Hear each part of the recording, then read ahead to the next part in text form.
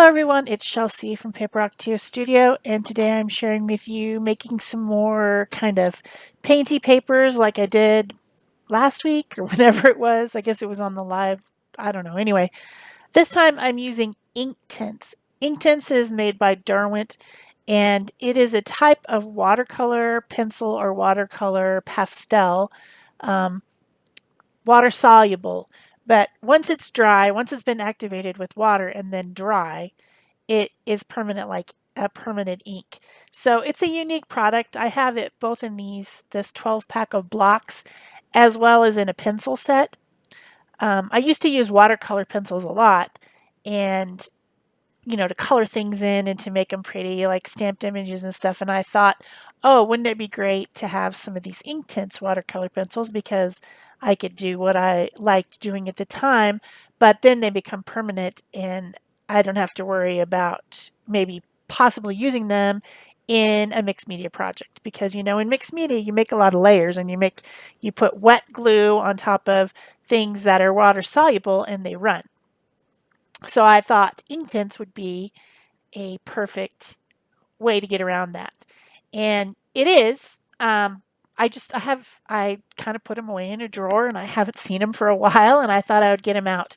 So these papers, at the beginning you saw some brown paper. That's from a sack, that you would buy something and they'd put it in a sack. It's not a grocery sack, it's thinner than that. Like, I think it's from a scrapbooking store. It had 12 by 12 paper in it. And I've been going through all that stuff and trying to clear some space. And I found a sack full of stuff, and I took the sack and cut it up into pieces. And then this is one of my newsprint under papers. I'm just going for thin papers because these are the types that I like to collage with later. So this technique that I'm using with my Inktense pencils is probably referred to as stencil rubbing. You know, um, you might go to some medieval church or something cool like that, and they will give you some pastel and a piece of paper to make a rubbing on one of the interesting carvings, or maybe um, memorial stones or things like that. You can make a rubbing as part of something to remember it. But I did this at the Viking, uh, what is it called? The Viking Museum when I went to Ireland last year with my friends. Um, this is the same thing. You're just using something, which in this case is this Inktense block, which is kind of like a pastel. You can use it on its side to rub over the top of a stencil underneath, which then makes this interesting paper. And it's just something you can use later in any type of a collage or art journal page or whatever you're going to make that you'd like to have some pattern. And because I'm using the Inktense blocks, it one, and then I'm activating with a with a water sprayer. I'm just activating it. Um, I should be able to use these. That makes it permanent. I should be able to use them in any mixed media project. So I'm building my stash. I need lots of these type of things to make what would be called a collection book or a flowish journal or something like that, where I'm going to be collecting a lot of these things and then using them later. Um, that's my intention with this, and that was my intention with the painty papers I was making the other day. Um, is to have a lot of interesting pieces that I can carry around with me in the near future and do art on the fly. So this stencil, it's a Dilutions one that had, not this doily one, but the one before that made these interesting rubbings that I did. It had like kind of windows on it, windows and doors and a keyhole and things like that. And I thought that would be interesting. I particularly like the red one. Um, I think it looks like a portal into something. I don't know.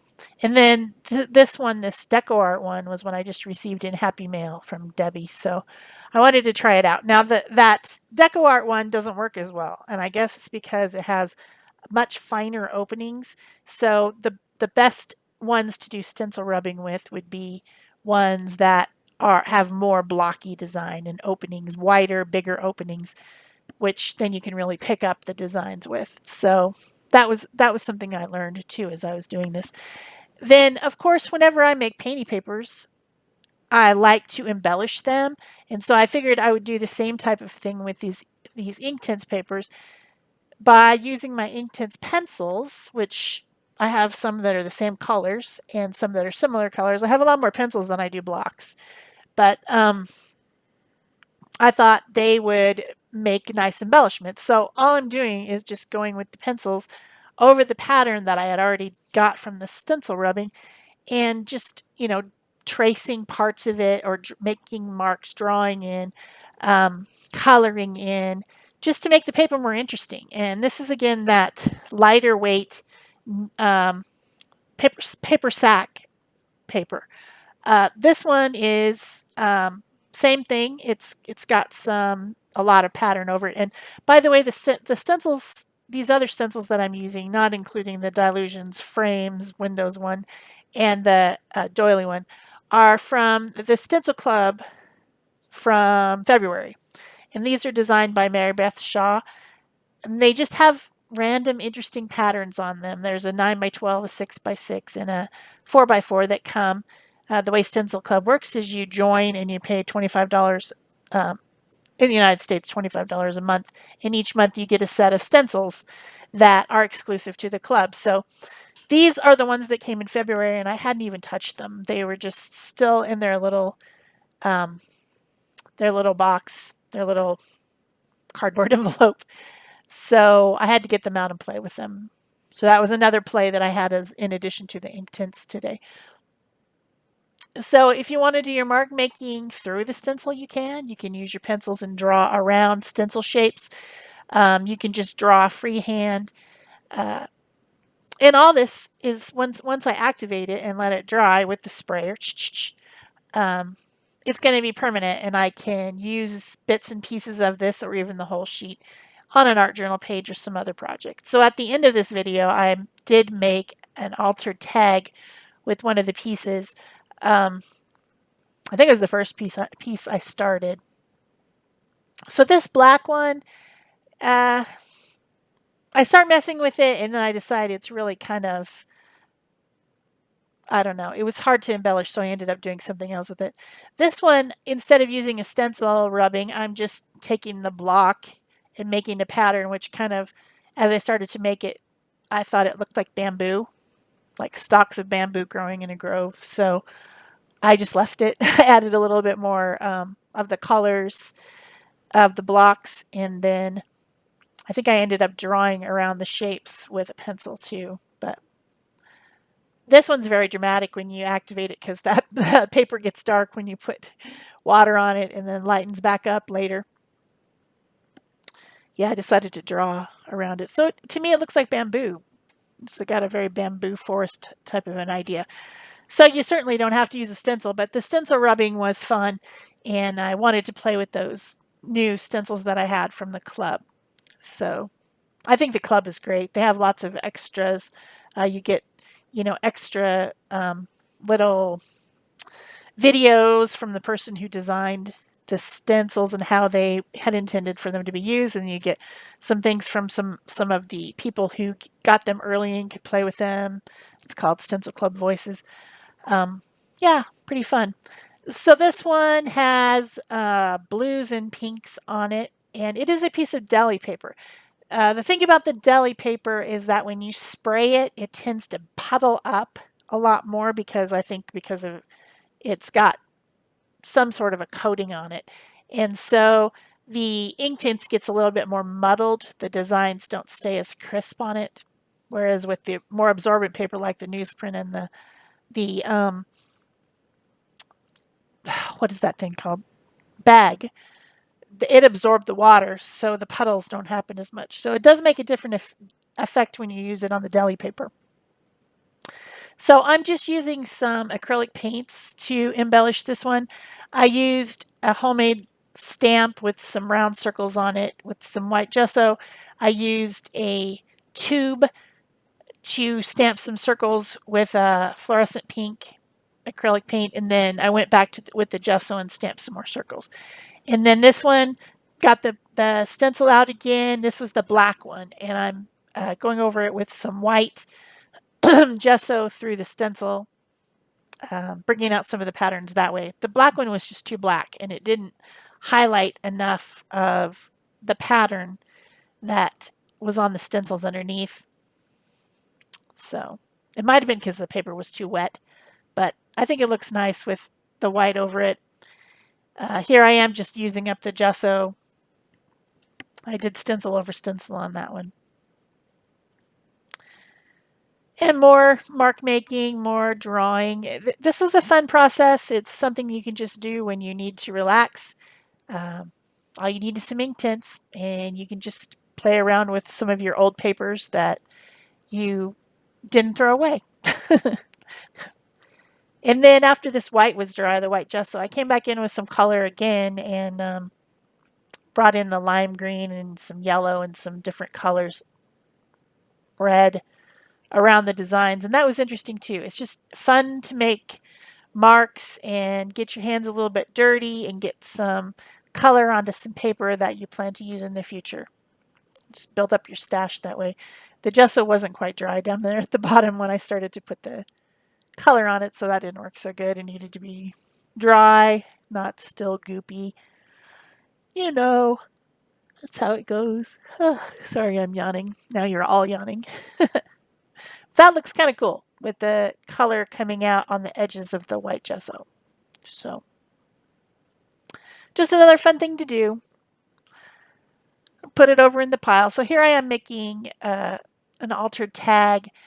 This particular piece was the first one I started, and it was inspired by the current mood board that we have over at Art Joy of Sharing Facebook group. Last month I made one that had a lot of indigo, blue, purpley type colors, and this was Peg's month, and hers has some browns and some turquoisey teal colors, and so those are the colors I picked out first when I was messing around with this. So that's why I had that particular color scheme. Well, for one thing, the paper was brown. So, you already got a brown base. You're going to have to go with maybe some neutral colors on that. But yeah, I decided to just tear this one and make it into a tag just so that you could see what you could do with it.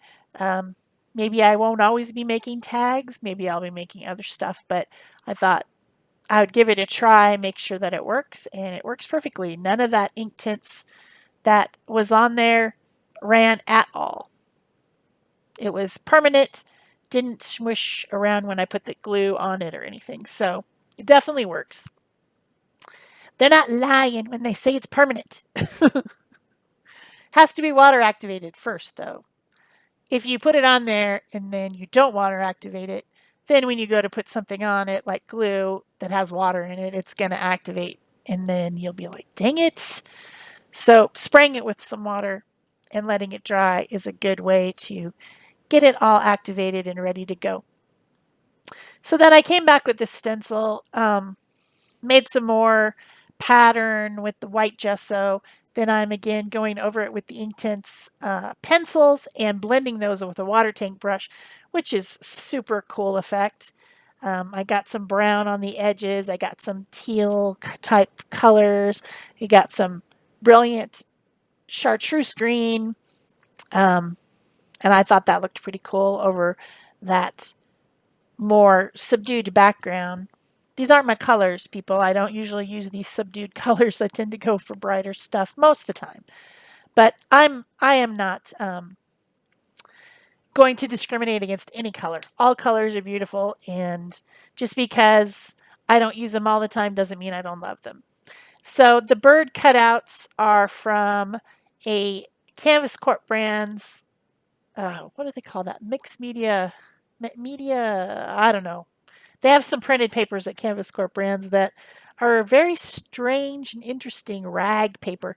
You can't tear it, but you can cut it, and those birds and that other little thing that you saw were cut out from one of those pieces. So I have them as scraps at this point. The project that I was going to use them on, I didn't end up using them, so I have them just sitting around, and I decided to put one of the birds on this tag. I love birds, especially in the spring. I just think they're very indicative of spring and the life coming back to nature. And the birds come back. So, still in a spring mood, even though these colors aren't very springy. So, I'm attaching that guy. He's kind of a realistic, not so much like a line drawing, but like a grayscale photograph. And so, I'm going to add color to it. Again, using the Inktense, but I need to glue it down first. So I use the Liquitex Matte Gel Medium.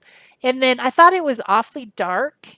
So I went ahead and put a very thin watered down coat of gesso over the entire bird before I started to add color, just to brighten it up a little bit, because it seemed to just be so faded looking. And I'm also, of course, adding some shadows, and I'm using that same indigo that I used around the edges. It's just a dark blue color, which seems to match with the browns and the teals in this one. Rather than black, I'd rather go with that indigo blue. And I do actually love that color. It's a great color. And I continue bringing the stencil back in and adding, a little bit here, a little bit there, just kind of trying to brighten it up a little bit with the white. Um, and I thought that those lines up above needed to be connected to something down below, because it looked like they just started on the bird instead of starting from the ground. So I thought that other interesting shape looked like seed pods. So that's why I put that on there. Other than I just like it. That's my favorite shape from the stencil set. Um, all the stencils have shapes. That's my favorite one of this particular collection. So then I'm coming back in with the Inktense pencils, coloring, and then blending with my water tank brush, and activating that Inktense and bringing in all the different colors from the background into the focal image. Same brown, same chartreuse, same teal. And then I'm bringing in also some orange and some yellow to the bird to just brighten it up a little bit, get him all colored up. And he looks shadowed because of the grayscale underneath. So it's kind of like a watercolor underpainting that you start out with these particular papers, and then when you go over the top, you still have that gray shining through underneath, which makes it kind of more realistic. So then, because I just can't help myself with the whole illustration thing, I use my black fine tip Posca and my white fine tip Posca acrylic paint pens to draw in some lines and make it look more like an illustration than a watercolor painting, because that's just who I am. I just like lines and I like highlights. I like bright white highlights with my white Posca pen. Probably my favorite thing ever is that white pen that just brings that punch of brightness to my focal image. So love doing that. I hope you've enjoyed this video. If you have some Inktense, get them out and play with them. Make yourself some papers. Um, if you did like it, remember to give it a thumbs up. Leave me a comment or question below. Subscribe if you haven't already. Turn on that notification bell too. That tells you when new videos come out, which has been pretty much every other day, maybe every third day on my channel. And you can share this, pin it on Pinterest if you want to remember it for later, and share it with other people in social media. All those things really helps me out.